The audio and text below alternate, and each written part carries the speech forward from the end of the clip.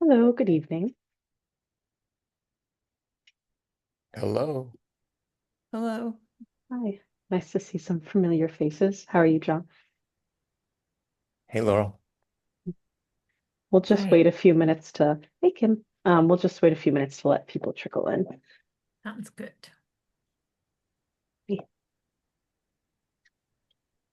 Jane.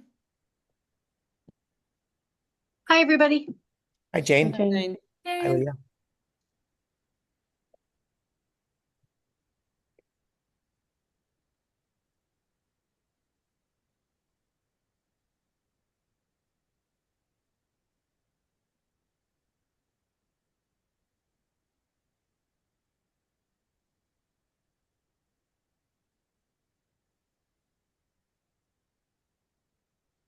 Might be pretty intimate, huh? Looking a bit small. Well, It good. We can rule the world. We do rule Yeah. the world. I Well, is. I just Always want to wanted say to. I have to leave here at 5:45, so I'm not when you see me go away, it's not from lack of interest. No and, problem. and I'm Yeah. gonna have to leave at 6. I don't know how long you're planning, Laurel. Okay, yeah, so we'll probably be able to wrap it up in an hour and a half. The presentation portion of this meeting is a little longer than the previous ones just because there's so much content. But I'm recording the whole thing and it'll be up on the project website. So you'll be able Okay. to find what you missed there and you feel free to email me. Good. Thank you. That's good. Yeah, no problem.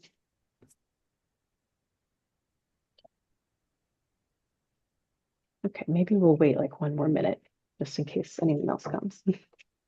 I hope so. I know it's a little embarrassing, really. I feel like, Yeah. I don't know. Yeah, summertime, maybe. Well, it does. Nah, there's no excuses. This is our town. Of course, until I was on the Affordable Housing Committee, I never came to one of these, so I have nothing to complain about. Well, we should have a few more affordable housing committee, I would hope. Yeah. And I would like to see more planning board people too, but hmm it is a very busy time. It's oh. Tonight, my grandson's in the playoffs and Oh, he's Oh, wow. pitching. oh, what Oh, time I is that? know. is it But online? it's at 4:30. Ah, Yeah, Danny went. So, good. yeah. Good. Dad's Yeah. there. Yeah. I say Yeah. let's do it, Laurel. Yeah, okay. I would too. That's what I was going to say, Jinx. So we'll get started and Tony, if you could just keep an eye on the waiting room in case anyone is able to join us. But yeah, hello everyone. So this is the third and final community meeting to discuss West Tisbury's housing production plan. Um, my name is Laurel Muir. I've met many of you before. Nice to see everyone again. I'm a community planner at Barrett Planning Group, and I'm joined by my colleague Tony, and then my colleague Alexis will also be joining us in just a few minutes. And basically, tonight we're going to walk through what's really the heart of the plan, which are the recommended goals and strategies that outline what is recommended for West Tisbury to do to increase your supply of affordable housing. So you'll hear a lot of things that hopefully sound familiar to you as they are from the previous two community meetings, the housing needs assessment, the zoning review, a variety of other sources, and maybe some new ideas from your consultants, us. And like the other community meetings, I ask that you just hold questions, unless I guess I know we have some people leaving early. So if you have anything super pressing, you can interrupt me before you have to go. But in general, we'll just hold comments for a discussion afterwards, just to make sure that we can kind of cover everything at least once. So to begin, I want to start by just reviewing some vocabulary to make sure we're kind of all on the same page about the terms we'll be using. Then we'll do a brief overview of the housing production plan for anyone now or in the future to kind of be caught up on what we're working on here, and then go over how the subsidized housing inventory works, and then get into the goals and strategies before sharing our next steps, and then having a lot of time for discussion. I have a Um, question, Laura, oh, and yep. I don't know if this is appropriate, but since every single person on here has been at the meetings before, is it would it make sense to skip 1, 2, and 3 and just go right to the recommendations?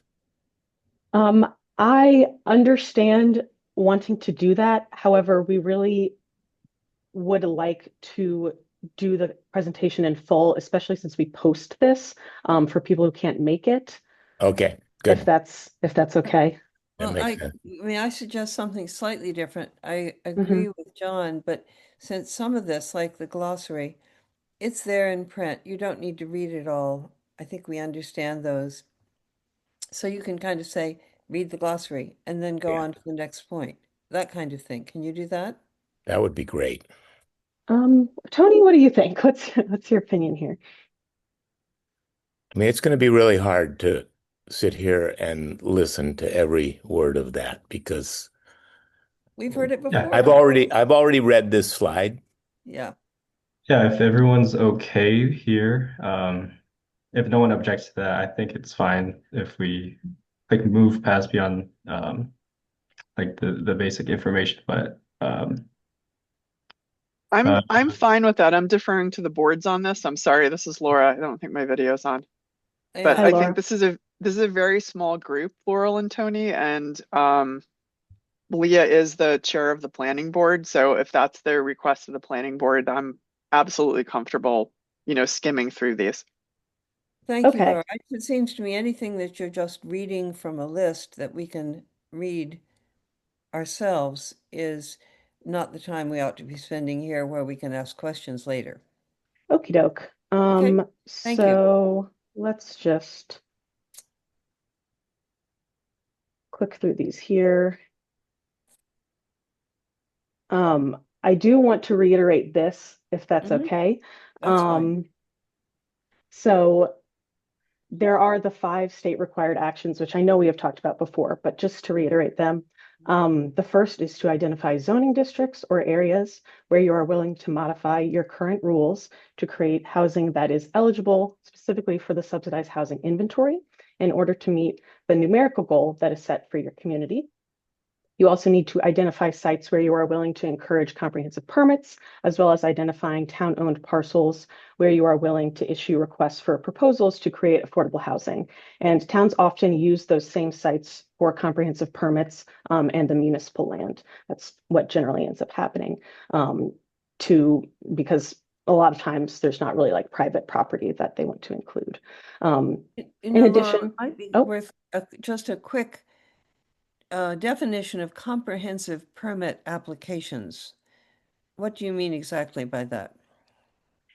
40Bs. yeah, yeah, Oh, 40Bs, that's fine, thank you. yeah. Okay, fine, sorry. Okay. You also need to include characteristics of the housing you want to see in your community, and then talk about regional collaborations, which luckily there's a lot going on regionally, so we've definitely got that squared away. You can talk about other things. We used a lot of sources.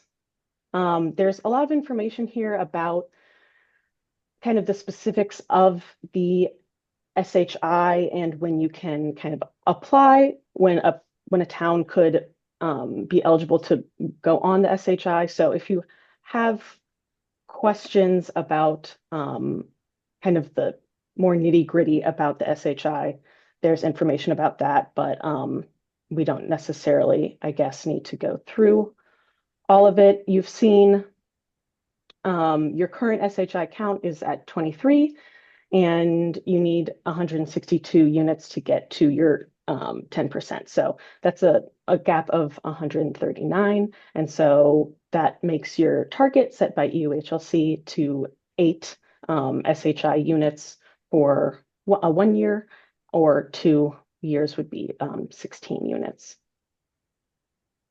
We've talked a little bit about this before, but just to say that the subsidized housing inventory is really just a count, and we are interested in seeing who those units can whose needs are being met by those units. Are they age restricted? Are they all one bedrooms? Are families really able to get into housing that is on the SHI? And so looking at West Tisbury's, the fewest number of units are those 3 bedrooms, which are generally supportive of families. So it's just important to think of, not just the count getting to your 10%, but also having meeting a variety of needs with the types of housing that's on there. And then correct me if I'm wrong, and we can talk more about this, but it seems like a lot of the pipeline and current projects that have been shared with me are not necessarily SHI eligible as current regulations stand, either being restricted for teacher housing or workforce housing that is not at the 80% AMI level. Okay, I believe that the Pin Oak Circle is a duplex. One is marked for workforce, the other is to be affordable. I do not Okay. recall if it's 80% or 100%. Do you know, Laura? Off the top of my head, I don't. Do we have anybody Okay. from Island Housing Trust Jane? here? No. Was that the one that James Paquette did? No, No, okay. no, it's Pin Oak. It's off of Old County Road. It's brand new. It's not completed yet. Mhm. And I'm gonna have to find that out. I don't Okay. remember. And the I other can one- text John Stanwood and see if I can Great. get Yeah. a reply from him. And then 48 Old Courthouse, the teacher housing, I believe a couple of those units are going to be restricted to 80. And Um, those are actually not teacher, but School district, employees. yeah, Yep. school employee. Okay. But so regardless of the 80% AMI, it would also need to go through like we've talked about, the affirmative fair housing marketing plan.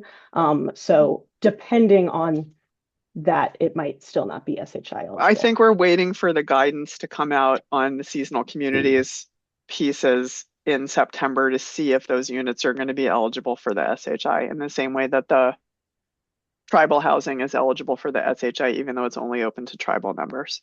Gotcha. Okay. So I think that's a don't know, I would say. Yes. Alrighty. Okay, so goals and strategies. Again, these come from a variety of sources, so hopefully they sound familiar to you. And they're organized as goals and then strategies that fit underneath those goals. But as you can probably predict, there's some overlap between the strategies or the goals that a strategy might support. So you might see some of the same things over again. So just bear with me on that one.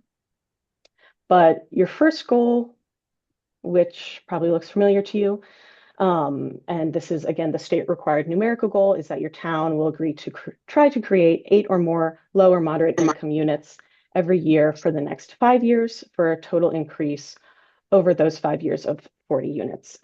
So how can we get there? First off, we've talked about this, supporting the housing bank bill, and you'll see this almost every goal because you need funding for affordable housing. So we're including this, and we hope that the legislature realizes how important this strategy is for all towns on the vineyard, and each town will be supporting it. So this can create SHI eligible units. It may also reach higher incomes than that, but that's fine because there's a need there.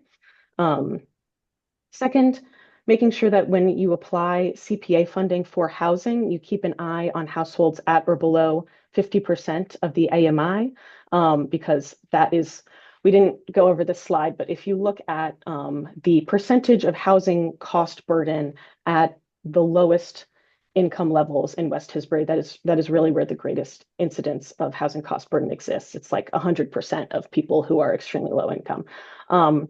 So being able to use those funds and really trying to target them at that lowest income level is a good idea. And then zoning reform is going to be important for all of the Martha's Vineyard towns, and it's one of the 5 actions that you must take. So in general, the goal is to create more straightforward zoning that produces predictability for you as a town and also for developers, so that you ultimately what comes before you is the type of housing you want to see.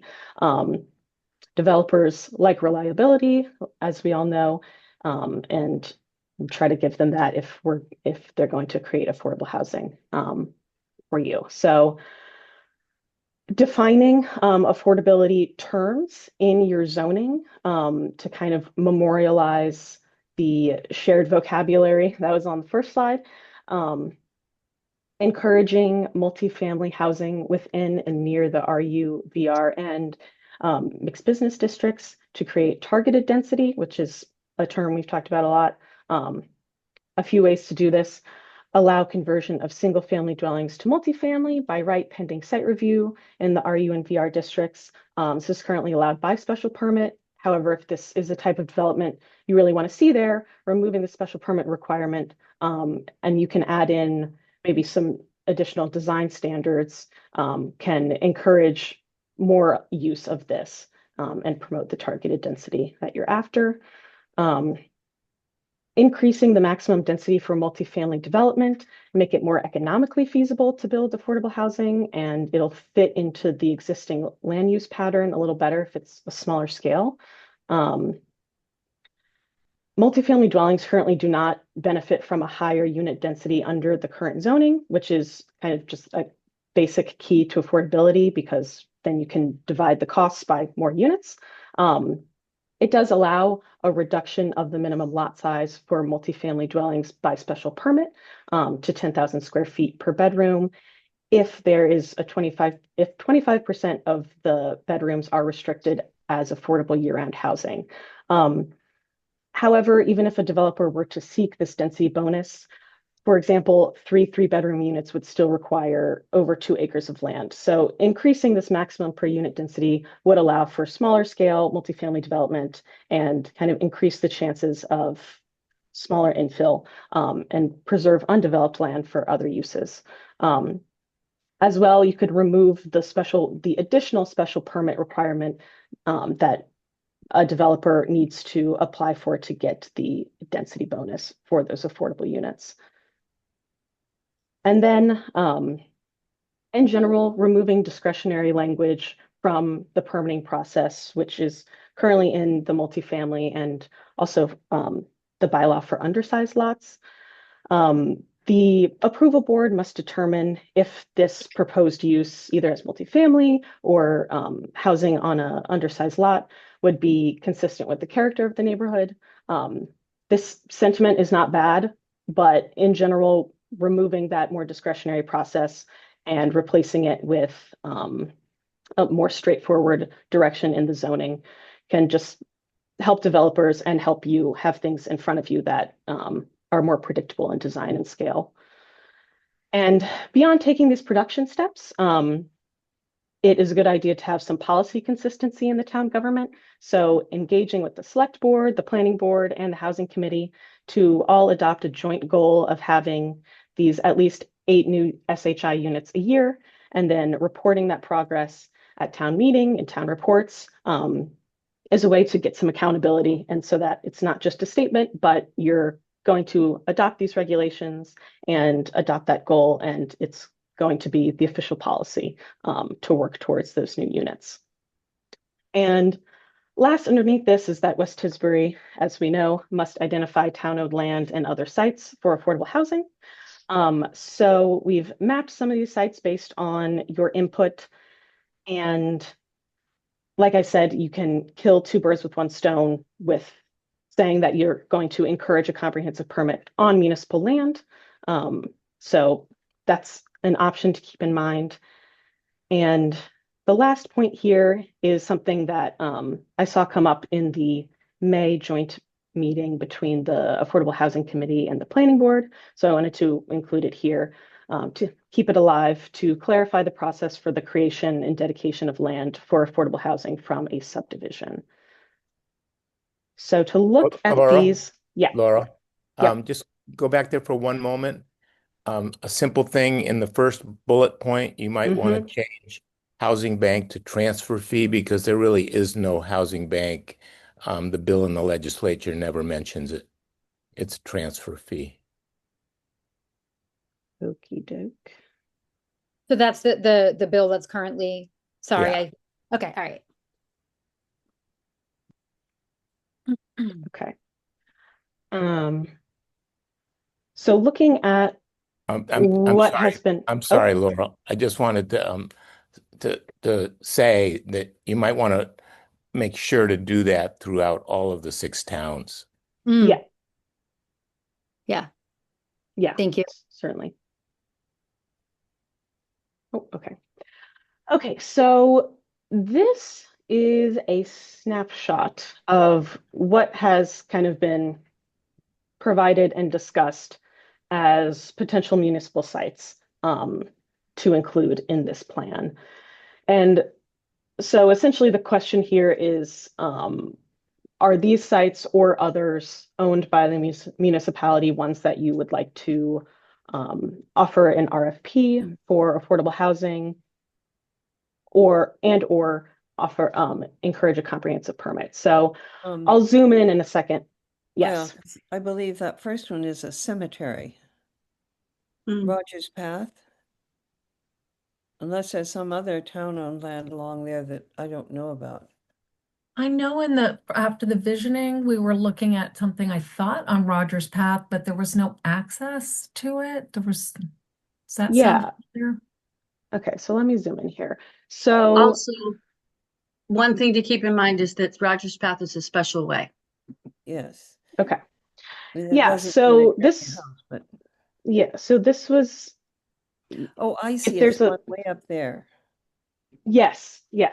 So this is a zoom in that this is to orient you, and then Yes. this Yep. is zooming in. So this first one, yeah, someone had provided the name Rogers Path, and just looking at that road and looking at what municipal land is along that, the address is 49 Rogers Path. So it's a small lot and it abuts what I believe is Seven Gates Farm right there. Mhm. Okay, Does so that it was the have frontage There- on Rogers Path? I can't really tell from your map. there's no piece of land that you can possibly put in this that won't have particular problems and that may end up not being feasible. So what's the harm in including these? Sure. Okay, that's okay. I just want to make sure it wasn't the North Tisbury Cemetery. I don't think so. Okay. Okay, the second one has come up a few times, just the elementary school site. And so I understand that 401 Old County Road is also perhaps going to be teacher housing, or But that's not the elementary school, Laurel. That's its own separate parcel. It's by the elementary school, but Oh, it's I'm not. sorry. I'm sorry. I thought you were talking. I'm sorry. No, I it's, got that it's on wrong. Halcyon Way there, I think. Yeah. yeah, so this general area, there's essentially 3 municipal parcels. The largest there, which also has, I don't know if you can see my cursor, also has some open space protection over it, which is what you're seeing here, and then a zone 1 water protection area. But this is the largest parcel, and that's 401 Old County Road.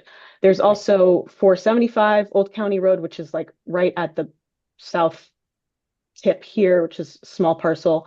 And then the other municipal land in this area is 39 Halcyon, which is currently appears to be a playing field.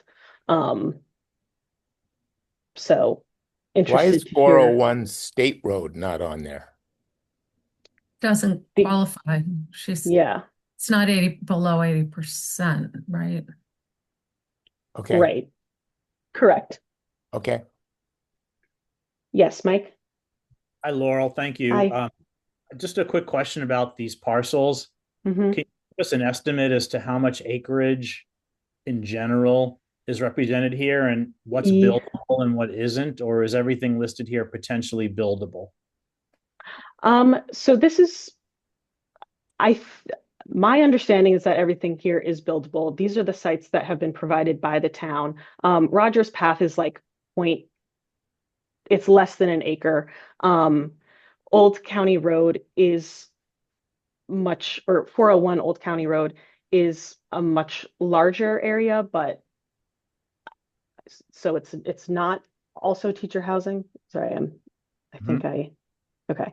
And then the third group here is a number of kind of scattered municipal sites around Mhm. the Great Plains Road area, which if there's kind of a little bit of background there, I understand that that's been discussed by the town beforehand or at some point.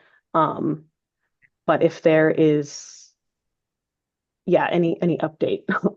Is know that like that a like a paper subdivision? Is there anything built there, or was that a planned? There Yeah, is, there's residential There are some development houses. throughout that area, and these yeah. are little tiny sites that are sort of Okay. peppered throughout.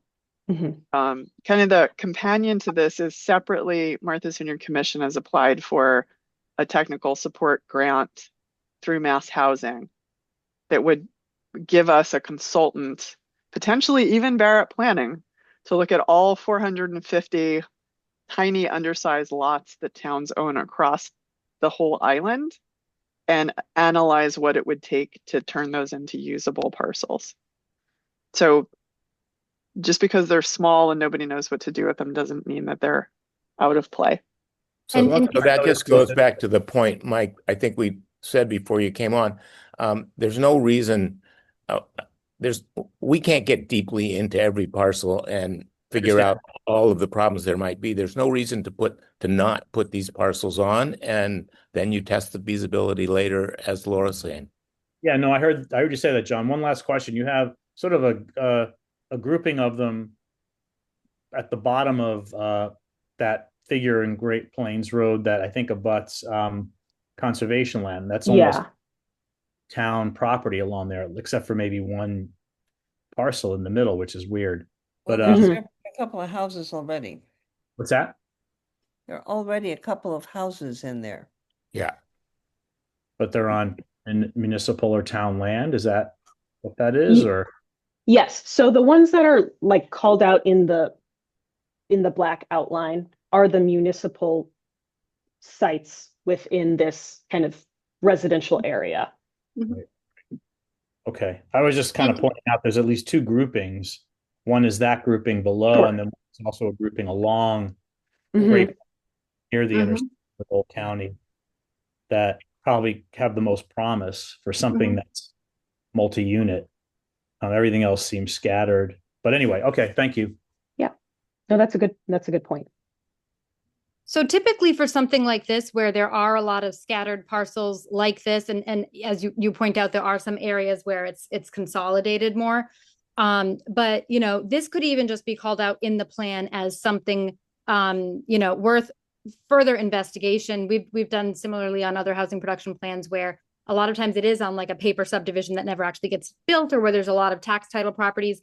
All you might really be able to say within the confines of the scope of a housing production plan, because you just can't do as much analysis as you'd love to do, is just, hey, there are numerous town-owned parcels here that are worth investigating for their potential for affordable housing. And that is exactly kind of what this site looks like.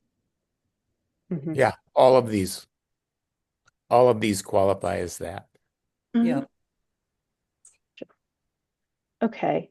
So those are the ones that have been provided to us. This was also sent as kind of a list of what was described as vacant town-owned land. However, in looking into it, there's a variety. So this is, I think, the cemetery that you were describing, Leah. And then like the dump is on here. So you can see that this is, in general, the municipal land in West Tisbury is pretty scattered. The larger sites already are in use, or like you can see 401 State Road here. So I just wanted to share this too, because we did receive kind of a spreadsheet of this, but curious if you think there's anything else on here warranting more discussion. Well, I just have to bring us back to the prior slide one last time. I Oh, apologize. yeah. On Google Maps just to take a look Mhm. at Great Plains Triangle, and I guess that Stony Hill Path. That's almost all.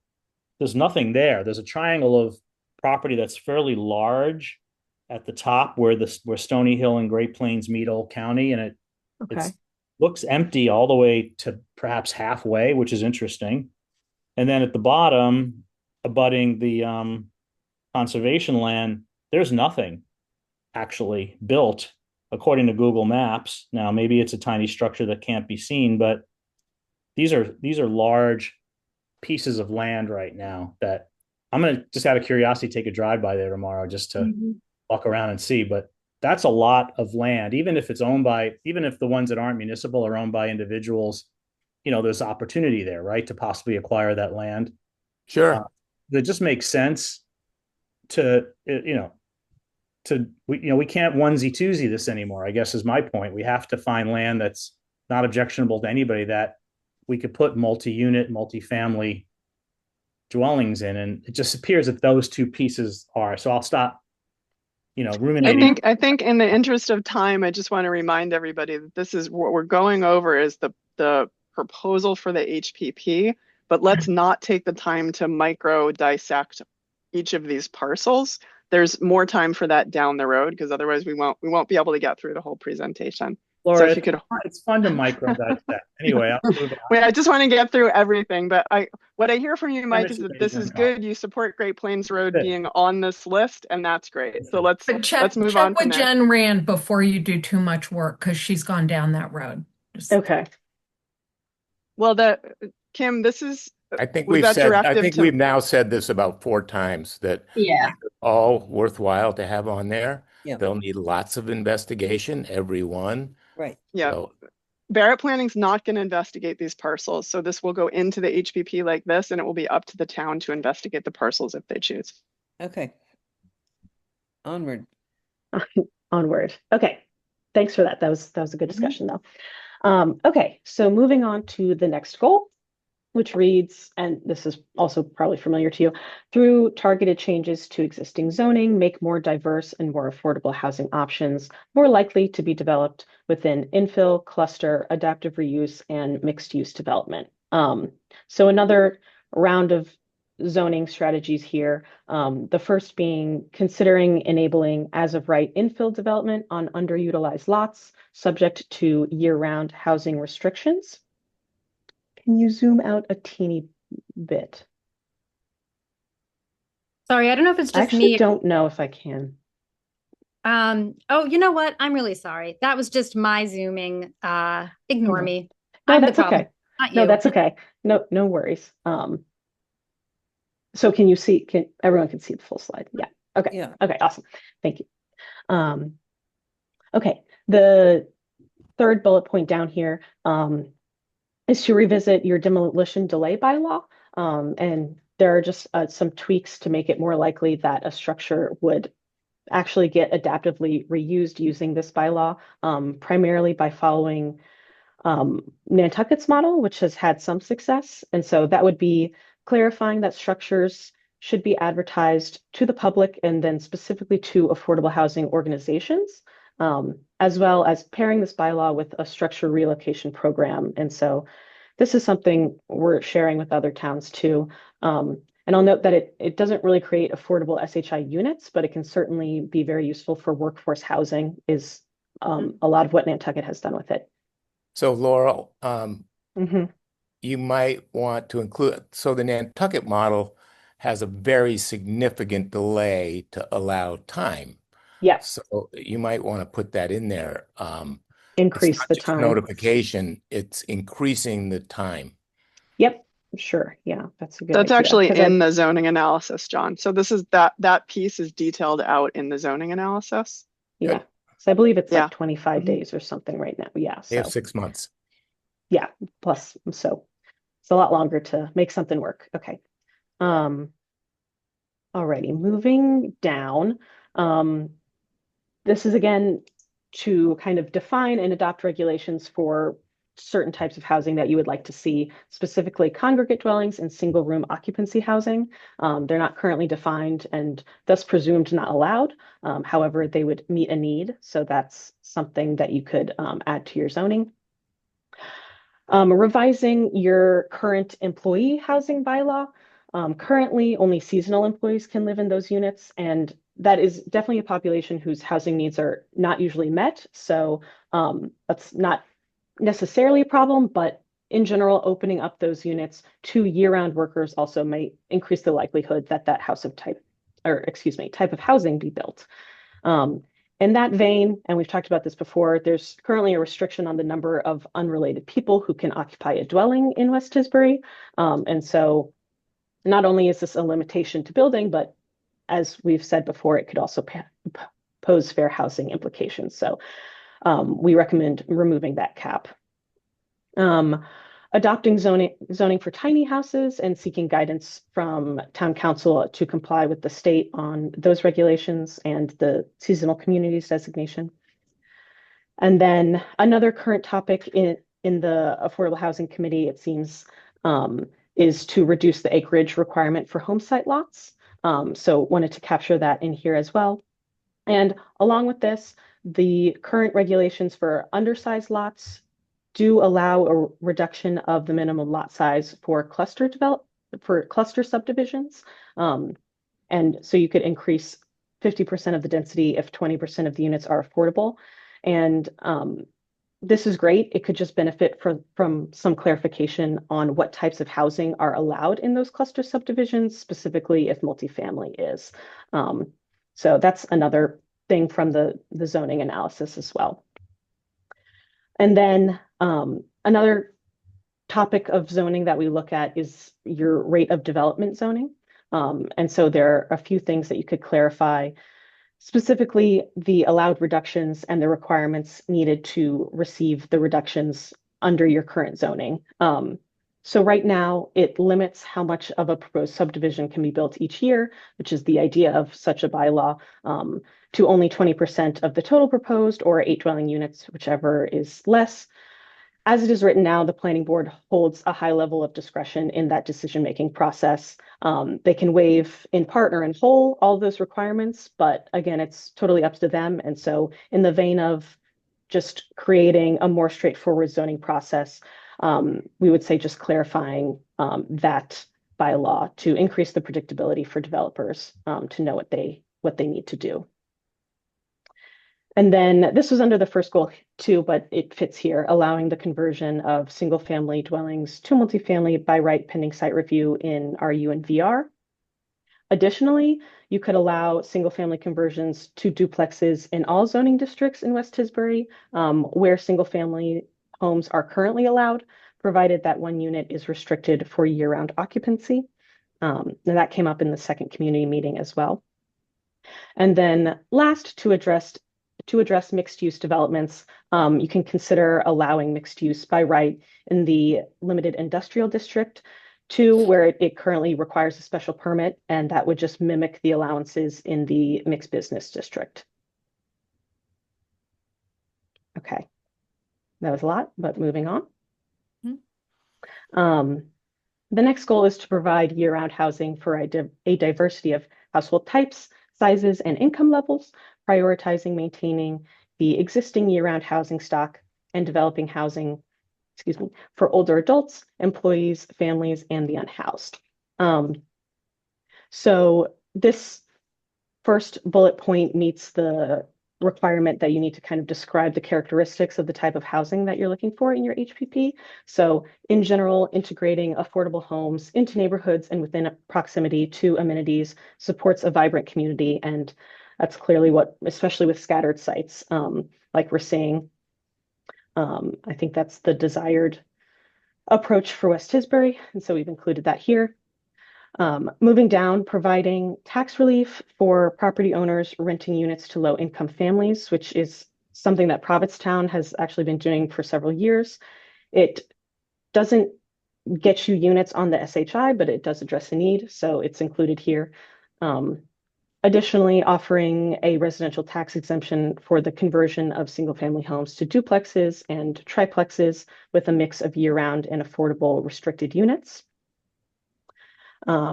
Moving down to the third big bullet point, you can also adopt permit fee waivers or reductions for affordable housing, such as for developers who construct 2- and 3-family dwellings with a mix of year-round and affordable units. Instituting visitability and universal design standards for multifamily and mixed-use building, which this refers to housing that is designed to be lived in and or visited by people with disabilities. And then once again, seeing this again, continuing to support and promote the transfer fee, which would provide funding from the housing bank. All right. Thanks, John. See you later. All right, see you later. Thank you so much. Yep. So this could provide funding which could be used to buy year-round housing restrictions on existing below-market housing, which is something we've talked about before. Second to last here, seeking private donations of property for workforce housing is another model, and I think that is also included in the housing needs assessment. And then a regional strategy that we're also including in other Martha's Vineyard towns is to promote amendments to state law to clarify the permissibility of deed restrictions for year-round housing. Laurel, can I add one comment here while we're on this page? Sure.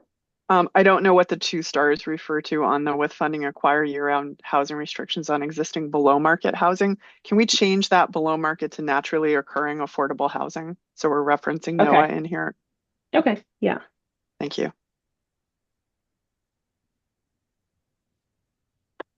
Yeah, so that's in general, it's 1 star is like this definitely meets one of the 5 criteria, and then 2 stars is kind of could meet.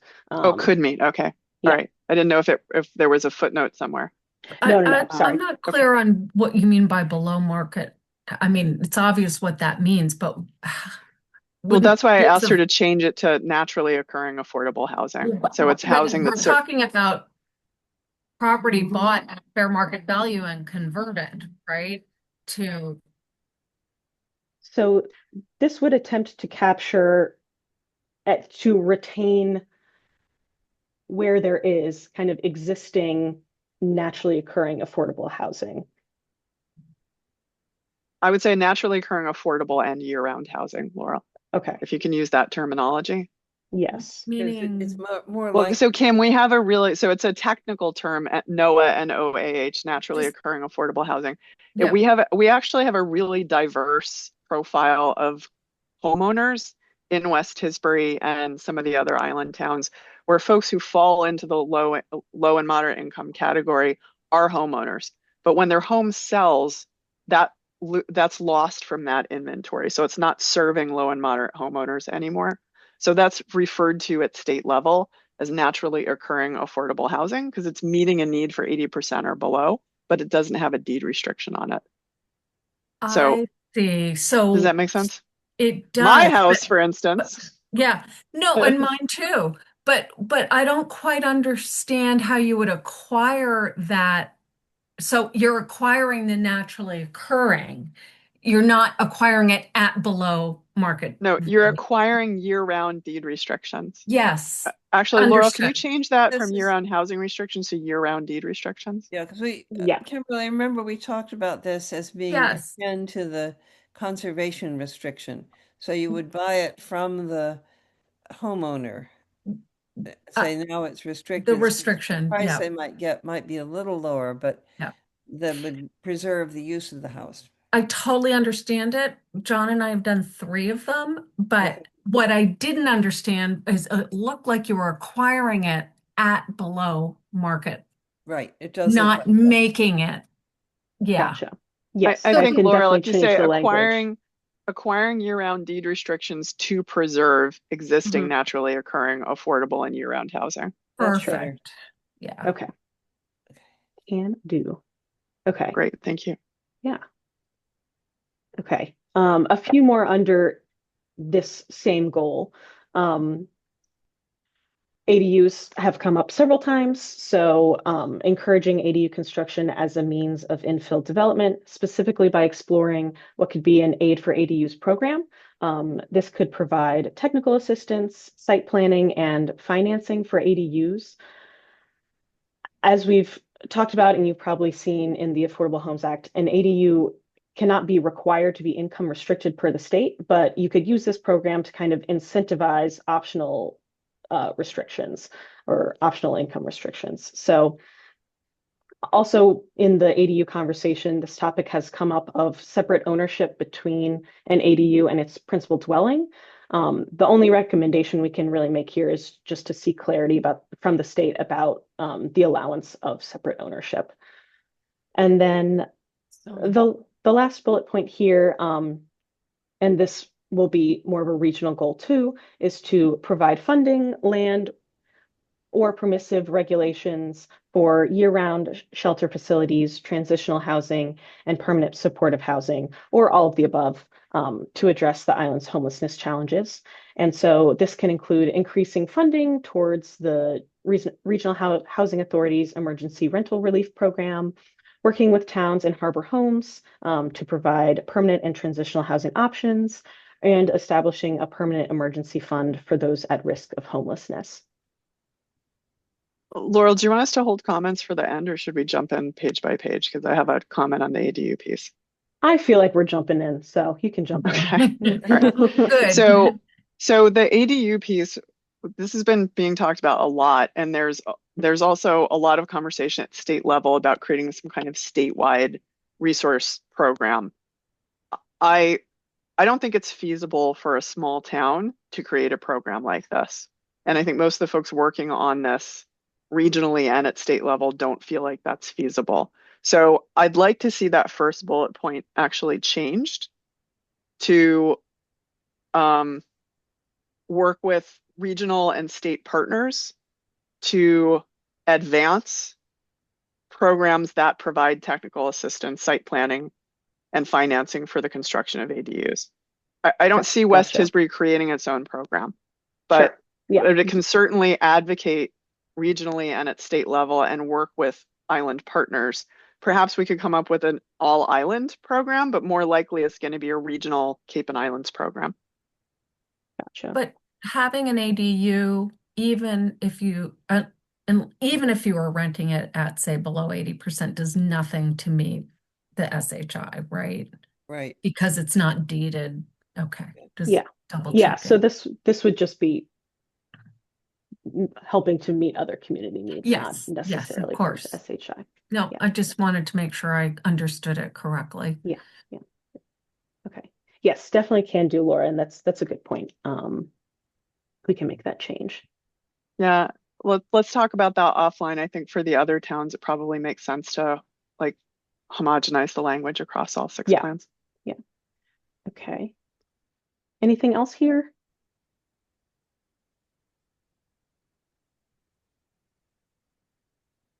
We can move on for now. Okay. So the next goal is to encourage balanced and thoughtful growth in year-round housing supply that keeps resource limits in mind and fits with the conservation-based development pattern of West Tisbury. Again, we've heard of the desire for adaptive reuse and infill developments, and this goes hand in hand with siting housing within existing neighborhoods and areas that already have services, amenities, and a community around them. So a lot of what we've already talked about can fit in here, but some new strategies are listed here that we have discussed in other community meetings to explore new and innovative approaches to protecting water quality and the need to continue island-wide water quality and watershed planning.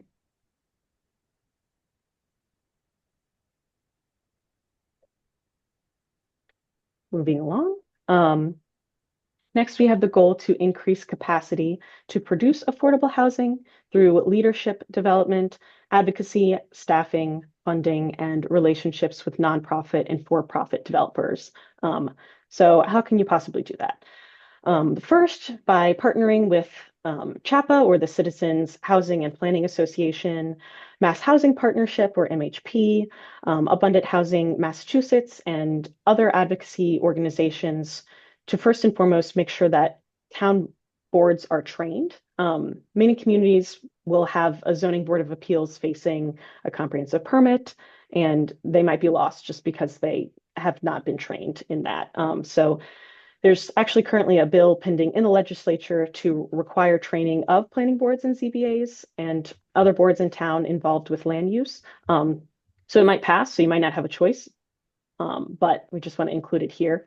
And then it's also a good idea to recognize that, you know, it's hard to ask volunteers to do their job if they don't understand what their job is. So this would be a way to hopefully get some training. Yes, Mike, I see your hand. Thank you. Yeah, and can I just put a plug in for this among many things that need to be consistent among all 6 towns? Yeah. It makes it very difficult for an organization like ours to have a different set of understanding or standards or policies or whatever the right words are, town to town. It's essential that we're all thinking in the same way. So whatever necessarily needs to be said here, I know this gets presented at every one of the HPPs, but this is really where we need all 6 towns to be in alignment. Mhm. So that, you know, we're not facing a ZBA in one town that will say yes and a ZBA in another town that will say no for the same, essentially same thing. So, all right, thank you. Yeah. No, that's a great point. Thank you. Okay, the next bullet point down is building and supporting housing advocacy. So I think we all know that more often people will turn out to a development hearing if they don't like housing. And so sometimes you can miss out on the voices of people who might support a project, but might not show up to the meeting. So building up a local housing advocacy group, they've been called housing ambassadors, is really important. And it will take time and effort, but you can also partner with a group like CHAPA to do this. But it's just something to consider if you want to kind of create a climate in the town that enables the kind of zoning reform and the types of housing we're talking about here to support your community. So kind of fostering that before it comes to a head about one development. Housing bank bill here again, and then this can also, and providing funding to pay for affirmative fair housing marketing plans, lotteries, and monitoring of affordable housing restrictions, especially for those smaller developments, which usually have the greatest difficulty absorbing the cost of all the different compliance burdens that are on smaller developments too. So anything to kind of help offset that cost to a project to help you get the smaller scale affordable housing that you desire, but kind of is up against several impediments, especially on the compliance side. The housing needs assessment calls for housing trusts on Martha's Vineyard to expand their service range to 150 AMI. So West Tisbury's, from what I could find, it looks like it's at 140 right now.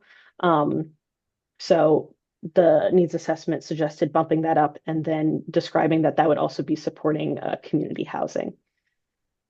And then formalizing collaboration between the various boards in town to streamline the process for committing funding for affordable housing to projects. Also in the funding vein, the town can also commit funds from the general budget to affordable housing and also increase its funding towards regional entities like the Regional Housing Authority to support their programs that are, you know, better done on a regional scale, and then you can just support them monetarily. And then the last strategy here that is kind of funding based is to allocate local taxes such as the local option meal tax and the short-term rental community impact fee to your affordable housing trust. Laurel, I have a couple of thoughts on this page. Yep. Up under the first bullet point on the training of town boards, commissions, support for affordable housing initiatives, can you bullet out 40B training and municipal housing trust training? Okay. So that they're really clear. I think that would be, those are the top 2 that come to mind that all the towns would really benefit from. Gotcha. The municipal housing trusts are supposed to have a 5-year plan, 5-year financial plan. And right now, I don't think any of our municipal housing trusts have like written 5-year financial plans and production plans. So Mass Housing Partnership provides incredible free training and support for housing trusts. It's a fantastic program, and I think all the towns would benefit from that. And then the last thing is the local option meals tax was adopted in West Tisbury. So I don't know if you want to just reword it to reflect that that's been adopted, but it has not been allocated. Sure. Okay. Yeah, I can acknowledge that, but this is specifically calling for the allocation of those funds. But I can clarify that.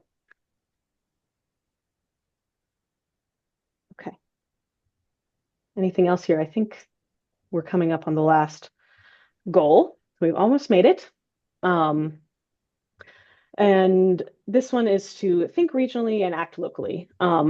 So we know a lot is already happening on the vineyard, but the plan needs to reinforce the things that are better done regionally. And so collaborating with other Martha's Vineyard towns to establish a regional housing services office, ideally working with existing organizations. So there are a couple of regional housing services programs already in Massachusetts that you could look to, one being in Barnstable County, one being in the Metro West region that have been quite successful. And so this is really a way to get help when you don't know what to do. And having kind of a local entity to field questions can be very, very beneficial. And then this entity could also monitor affordable housing restrictions, which is much better to do on a regional basis than to try to do it as an individual town. As mentioned earlier, providing training for boards, and then sponsoring public information and education events. We've included this in other towns too, just to keep the conversation about the island's housing needs and challenges, as well as, different ideas on how to address these challenges in maybe like a yearly forum, just to keep the conversation going and shed light on a topic that is otherwise largely discussed at board meetings, at things like this. So just to keep the conversation moving in a public space.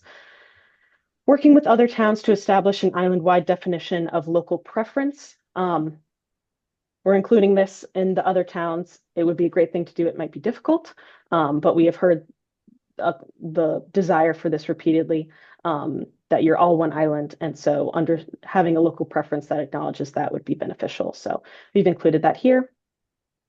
And then working with the Martha's Vineyard Commission and the Housing Authority to maintain an up-to-date inventory of deed-restricted SHI eligible affordable units, attainable units, and workforce units, just to understand your stock. Mike, did you want to hop in or?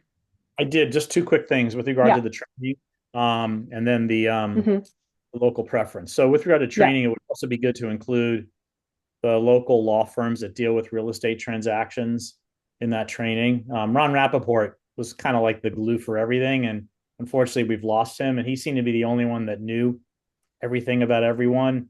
There's really no one anymore, and so including them would then get some uniformity.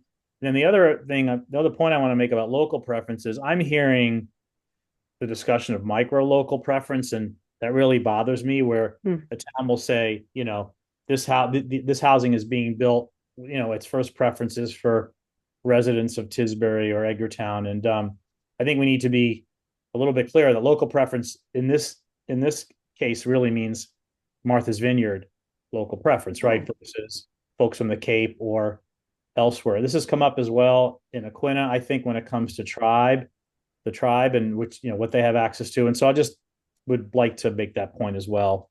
Because I don't think we mean micro local preference in this case, right? Right. No. Thank you. Sure. No problem. Okay. And then the last point here, I think is where we've gotten to, is just to think ahead. If you reach the 10%, will your housing needs be met? And I think we can all agree the answer is probably no. There will still be people with housing insecurity, housing cost burden. And so to, think the steps ahead and the years ahead about what will come next and what you can do once you reach that 10%. So those are all the goals and strategies. I'll just share the next steps for this project here, and then happy to go back to other slides and continue the discussion. So kind of our timeline here, we are going to submit a full draft of the plan to you by the end of this month, and then there will be a comment period for a couple of weeks. It will really be the content that you've seen before in all of these various community meetings, this one especially, and then also what is in the housing needs assessment and the zoning analysis. So encourage you to read those. They're good reads. If you haven't, because it'll be a lot of that information. We're pulling heavily from those documents. And then our ultimate goal is to submit the final plan to the Martha's Vineyard Commission by July 30th. Then there will be an approval process that rests on the planning board and the select board. And then, of course, submission to the Executive Office of Housing and Livable Communities at the state for approval if the local boards adopt the plan. Okay. Oh, Leah, thank you. Yeah, thank you. Thanks very much. Sure. Have a good night. As I said, lots still to do, but a great start. Thank you. Thanks. Yes. Is it okay to go back and Yeah. ask? Okay. You mentioned that about residents of West Tisbury at 50%, and that do you happen to know how many units or residents we have at that? Let me see exactly And what I maybe that's have. part of the naturally occurring. Okay, so this is what I have within this presentation. If it doesn't meet what you're looking for, we can definitely provide more data. But so low income is 50 to 80%, I believe. And then very low income is 30 to 50. Correct me if I'm wrong, Alexis and Tony. I think those are the distinctions. So extremely low income is less than 30, very low is 30 to 50, low is 50 to 80. So you can see, so this is households that fit into that count. And then cost burdened is these are kind of like HUD terms, right? So HUD defines cost burdened as spending 30% on your housing costs, whether that be rent or mortgage payments, et cetera. And then severely cost burdened is spending 50% or over. So got it. These are the so percentages. Really, there are about 300 households. I mean, at 80% or below 80%, I guess. Yeah. So I will say this is also HUD does these estimates every like 3 to 4 years ish. So this is based on 2017 to 2021 data. We don't have anything more updated than that. Okay. Yeah, so this is kind of the best estimate that we're working with. I was just trying to figure out, and I didn't see this long enough to take away, which is, were we talking about 10 households or 30 or 300? Yeah. Sure. Okay. Sure. Great. Yeah. Thanks. No, definitely. No, this is a good slide to come back to. I appreciate you bringing it back up.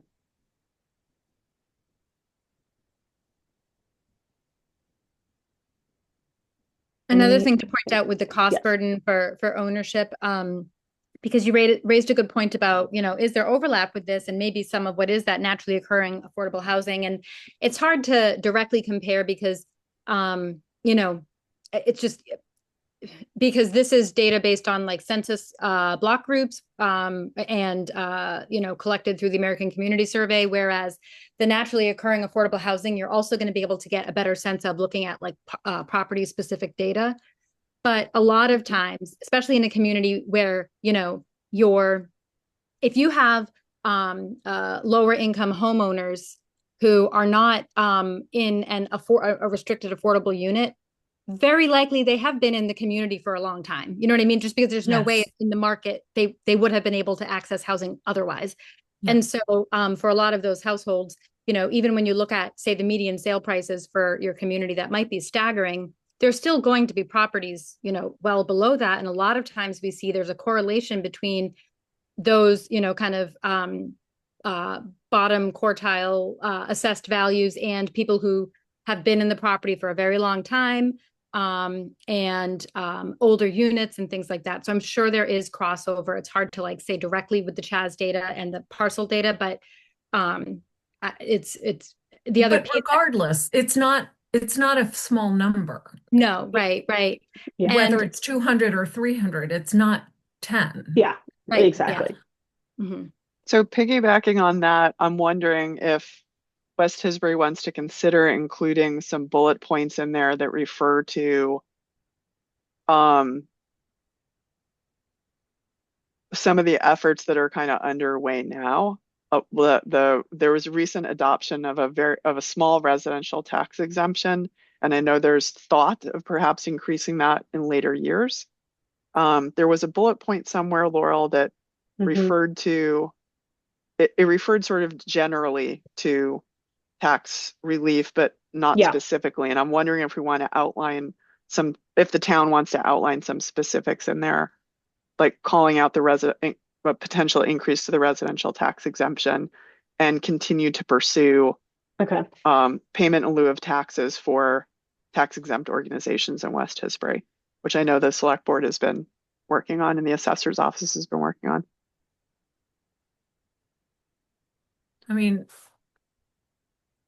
this does nothing for the SHI, but we are looking like Chilmark at the lease to locals program. We're going to have It does nothing for the SHI, but what it does do is it speaks to the maintaining naturally occurring affordable housing. And this, the HPPs for the island towns kind of serve two purposes. One, Just sort of ask this, and are they mute Jeffrey? Yeah. So they serve one purpose to meet the state requirements for the housing production plan regarding the SHI, but it also provides those of us working at state level with a printed roadmap that we can show to the state and say, look, all 6 towns are struggling with the preservation of naturally occurring affordable housing. Here are the steps that they're taking, but we need more tools. So I do think memorializing it in here would potentially be helpful at state level, but also it helps support that local conversation around the preservation of naturally occurring affordable housing and keeping low and moderate income homeowners in the community, which is becoming increasingly difficult. And spurs the conversation in other towns, because now, if we adopt it and Chilmark adopts it and, yeah. But so anyway, we're meeting with Placemate next month. We haven't so that's formally in adopted there. Anything, but lease to locals is mentioned somewhere. Yeah. I think I'm seeing. So I'm seeing incentivize the creation of naturally occurring affordable housing back on that other page. But yes, can we add preservation? Yes. Okay. Because then that preservation piece needs to be in here, because there are tax strategies and other things that can be leveraged in order to achieve that. And I don't recall seeing those like bulleted out in here. I think it would be helpful for the town and also for the regional conversation. Gotcha. Okay. And I know that was in a couple of the other towns. I think Aquina has the tax relief piece. Okay. Gotcha. And then there was a mention of the seasonal communities designation, but the way the grammar was in the sentence, it sounded like it hadn't been passed yet. It has been passed. So I think rewording that grammar in that sentence to either say continue to expand the seasonal communities designation or identify state funding for seasonal communities. Sure. And I So think you've mentioned that in other towns too, so we can unify that. Great, thank you.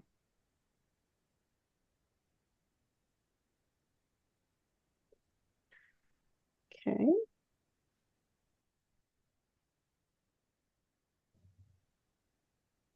Anything else? We've covered a lot. Yeah. And then just that last bullet point in the other towns I mentioned, clarify, it's not permissibility, it's the implementation of deed restrictions for year-round housing in perpetuity.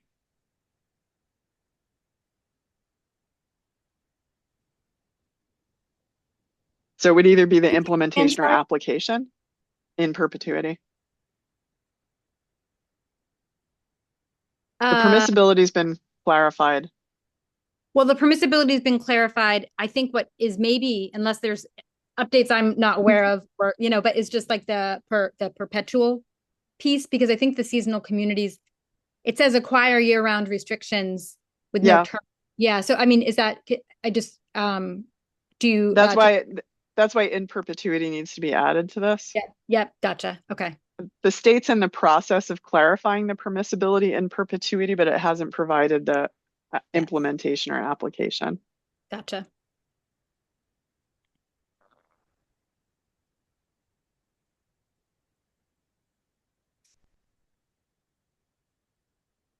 Okay. And like I said, or I think I said, we will be posting these slides too, as well as this recording, so you can definitely go back and revisit everything. And then there will be a plan document written out, not just in presentation form, but the plan itself that you can provide comments on. So that'll be by the end of this month. And not to close out the discussion if people have more to say, but just to, reassure you that you can see this again. Because I know it's a lot. I think this looks great. I mean, Kim and whoever else is still on, Jane, Doug and Jeffrey, this sounds like this is what I heard in all the meetings. It's there. I don't think there's anything unexpected in here. And I've also been hearing the same topics discussed in the planning board and the Affordable Housing Committee. So this doesn't seem, out of line with anything that West Tisbury's focusing on or intending to focus on. No, it's just a heavy lift, so I there's think that. it's going to be probably slowly working on a few items at a time to get to where we need to get to. Like we probably should be forming some sort of a subcommittee that's working on particular items that we need to focus on, I think, to get it started. That's how I envision it. That's a great comment, Jane. This came up in Edgartown yesterday about it seeming overwhelming or a heavy lift. I think what you're going to find is first of all, when all 6 housing production plans come out, there is so much overlap in the goals and strategies that it opens up a world of opportunities for the towns to actually be working together to thread some of these needles, because they're easier to do regionally than they are town by town. And a lot of that's going to fall under the Regional Housing Services Office. So, for a planner, because for me, so much of these are grouped, this doesn't look like an impossible list at all, because they're very much like category by category. Yeah. And Edgartown, I think, was also talking about forming some kind of a subcommittee. One of the things I have a question about that I didn't see in here is Wait, Laura, before you go there, just to finish that, I have a question for you, which is taking these 6 plans and making that calling out that overlap and bringing it up and with action items at the JAG, something that we would do? How would we get all those 6 towns in motion together on those the MVC items? can help spearhead that conversation, and it would be more formal than the Joint Affordable Housing Group. I think we would, first of all, we have to wait for all of this to get through the town processes, and then get filed, because they may look slightly different by the time they get through the town processes. So we wouldn't do anything until that happened.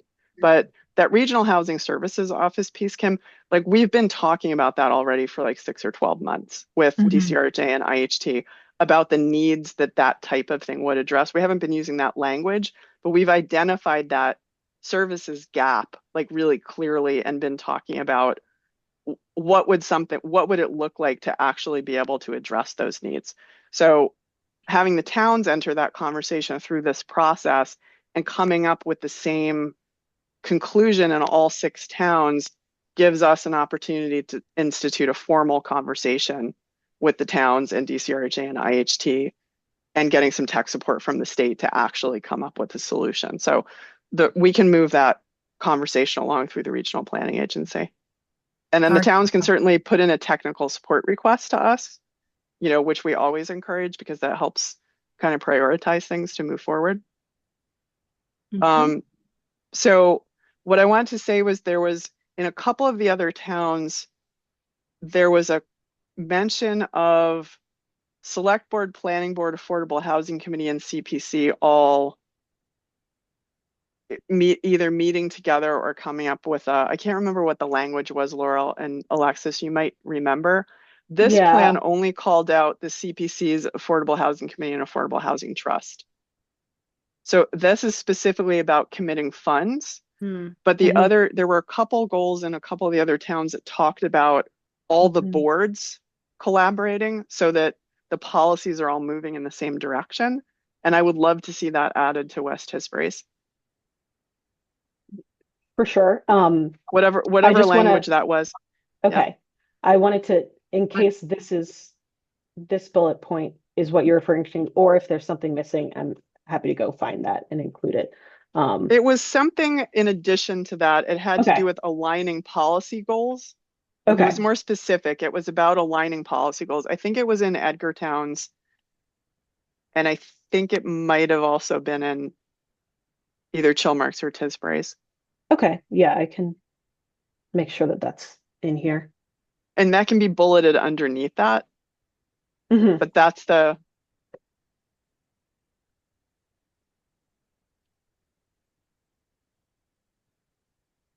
Okay.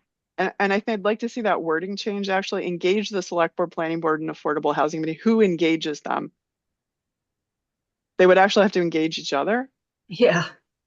So is there a way we can change the grammar on that? Yes. Yes. Yeah, I'm happy to, make those pointed edits. And also with the comment resolution matrix, that'll be a good way to like also redline and do like those specific grammar things. That would be great. That way it's more active, like select board, planning board, affordable housing committee engage with each other to adopt. That's a directive. Mhm. Thank you. Doug, I see your hand up. Yeah, thanks. Hi. Forgive me, I'm on my phone and managing the screen is really tough. Yeah.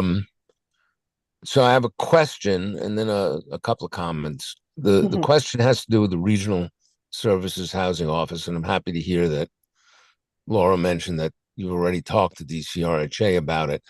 There's a huge difference between them and IHT. IHT certainly is doing a lot for the island, but it's a private nonprofit. The housing authority is state chartered. My question is, and I'm well aware of what the housing authority does at the moment. What would be different in this new or additional services office that the housing authority isn't doing? Could it be added to the housing authority rather than creating a whole new entity? And to what extent might county government facilitate any of this? I think it's yes to all of it. Laurel, if you want to elaborate some more on what the Metro West and the Barnstable County thing looks like. But Doug, the preference would obviously be not to create something else. Yeah. Just to scale up what we have. I mean, I need to be a department. I can't continue to do this as one person. For So sure. does that department live at MVC, or does it, is another entity formed? Is an adjacent entity formed? Is DCRHA scaled up? Is, a fusion created? Is like, these are all question marks. So Yeah, I but think the indicator here is to, yeah, go ahead. my question is, what would DCRHA be scaled up to do that it's not doing now? Is it just more of the same, or are there new services that are contemplated?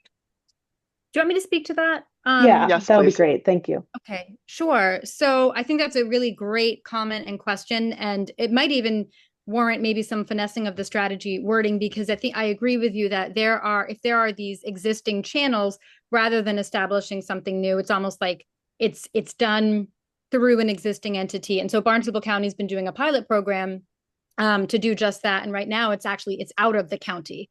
So it's out of the county. Barnstable County has been the lead on it. And so rather than making up some from scratch thing, the other examples of regional housing services office that exist in the Metro West area, they didn't have the benefit of having, say, a county government or a regional housing authority. you have that advantage already. So it's like you almost have this backbone to jump off of. So that's one piece that it could be within the existing regional entities and probably would be somewhere across both, depending on the services. The scaling up, without having done a huge deep dive in West Tisbury's like SHI and monitoring practices to begin with, I can just like speaking from experience working with other towns. It's the monitoring piece for compliance that is usually tremendously lacking in many, many towns. And especially when you have a lot of units that aren't SHI eligible by choice, because you may want to have a lot of local programs that are hitting other income levels or serving other purposes. And so you're not going to have the state's kind of oversight on those, all the more reason that you need that capacity to monitor compliance, which currently doesn't exist. So well, I would say the housing authority does monitor already. So, yeah. And so I think what I would suggest, and this is not asking the housing authority to take on more work. It's more that towns, if towns want additional monitoring of units, it'd be paying an entity such as the housing authority to be able to increase capacity if needed to handle the onslaught of additional monitoring that may come through. I don't know how many units the housing authority currently handles monitoring for, but I'm sure there are units on the island that are not being monitored. And then the other piece, so there's the monitoring side, but then there's also assistance with things like getting vacant units filled. So a regional entity can do things like establish, and I think this came up there already is a ready renter program that exists, but again, it's about building up the capacity, because I don't know how many projects are currently served by an existing ready renter list, but I would assume it's not all of the units on the island. And so the more units, affordable units that need to be where units need to be filled upon vacancy and the monitoring needs to occur, the more of that whatever regional entity is asked to support, the more resources need to go into that. Because like Laura said, there just needs to be more capacity for her. She needs to be a department to do it. I'm sure the housing authority would need capacity to, if they were suddenly asked to be monitoring a lot more units or anything along that. Without question. Yeah, I'm not talking about, no, you don't know. Yeah, I'm not talking about what it can do today.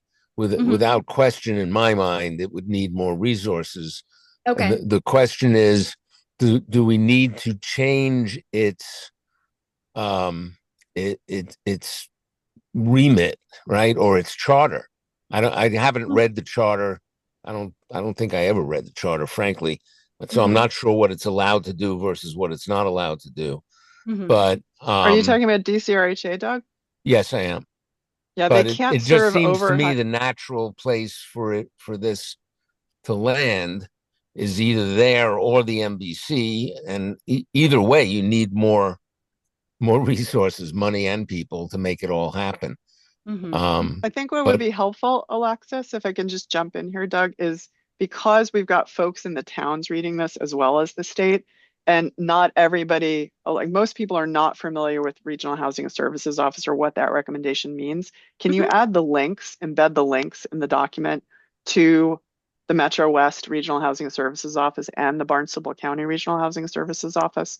That way people can or detail out what they're doing, the types of services, what the services are that we don't have right now, because that'll help that conversation. Yeah, that'd be helpful. Doug, Very helpful. yeah, I appreciate you bringing that up, Doug. Thank you. Gotcha. You're welcome. Thank you.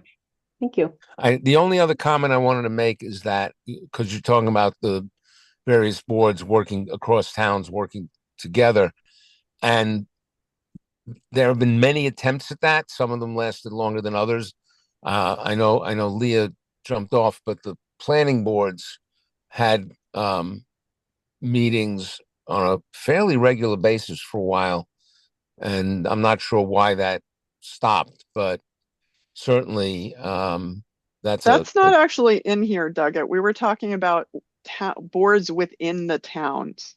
I know. Actually, no, that's what I'm speaking to. Not in between the towns. You're talking about the All Island Planning Board.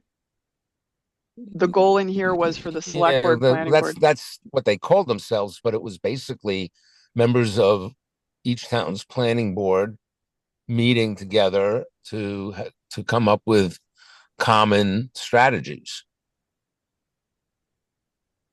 It was informal, not formal, and that's part of the problem. Needs to be, I think you're right, needs to be a little more formalized.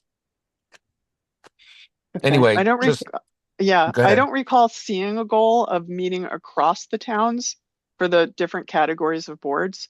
The goal that I saw in here was, I'm not suggesting that. Okay, I was just referring to some historical work that has been done where Sure. planning boards met together, select boards tried it for a while, finance committees did it for a while. If it's more formalized, then I think we can get a better regional result. Right. Yeah, that can certainly be added. And Laura, I recognize what you were saying, that the bullet point in here was about meeting within the town. But if there's appetite for it, we could include something about the 6 towns coming together. Yeah, that's an Did I example of something that the did I regional authority misunderstand? does as Laura, well. were you talking about boards within a town working yes, together? Yeah, yes. so there was one Oh, specific bullet point about, because we heard that in the second community meeting of the need to align within the town. right. If you don't think that's a need, It's a No, I definite think need. Yeah, that's important Provincetown too. has something they call what they call a housing workshop. They run it quarterly and every board meets. So that's how they're able to get so much done, because they've aligned all of their policies and they're talking to each other so things can move very quickly, and they're making adaptations within each board to Mm, advance the same goal. A lot of times we see boards working at cross purposes on the island within the same town, because yeah, that structured communication doesn't exist and that yeah, structured planning doesn't exist. yeah. I apologize if I misunderstood. That's oh no, certainly critical too. yeah, no worries. There's a lot going on. Okay, thank you, Could I Doug. could I jump in very briefly, Jeffrey? I Yes. know you're next. I apologize. No, And go so ahead, I'll take Jane. a second. The All Island Planning Board meetings were too general. They really were not specific. They did not, touch on one subject per meeting, which kind of made it just peter out because there was no goal there. And I think that if we were focused on one specific item, such as what we're discussing right now, I think it would be more beneficial. Gotcha. So it might be good to draft it in that way, in that fashion for specific topics. Gotcha. That's Thank you, it. Jane. Your turn, Jeffrey. Thanks. And I do think that the within a town meetings that are going on, we, the Affordable Housing Committee, met with the planning board in West Tisbury a couple weeks ago, and I thought that was a great start. That's really the place to begin, because I think there's plenty of sort of alignment, collaboration that we need to do within each individual town. And let's face it, I mean, we still are a place where the idea of regionalization is not yet one that people are entirely ready to embrace. But just what, Laura and the MVC have done with the JAG meetings, I think has been a great step to start to create that. You go to those meetings, it's not just Affordable Housing Committee people who are there, planning board people are there, and CPC. It's becoming a place for those joint meetings. But to go back to the discussion of DCRHA, particularly as we're talking about expanding our reach, whether it's on AMI or programmatically or whatever it is, DCRHA is going to be very restricted, because they simply are. They can only, there's AMI levels they can't go beyond. There are a whole host of things. So, Laura, my general feeling is that you need a team also, because the MVC seems to be the Well, I place where think this that's stuff is growing and the should sit. conversation to have, Jeffrey.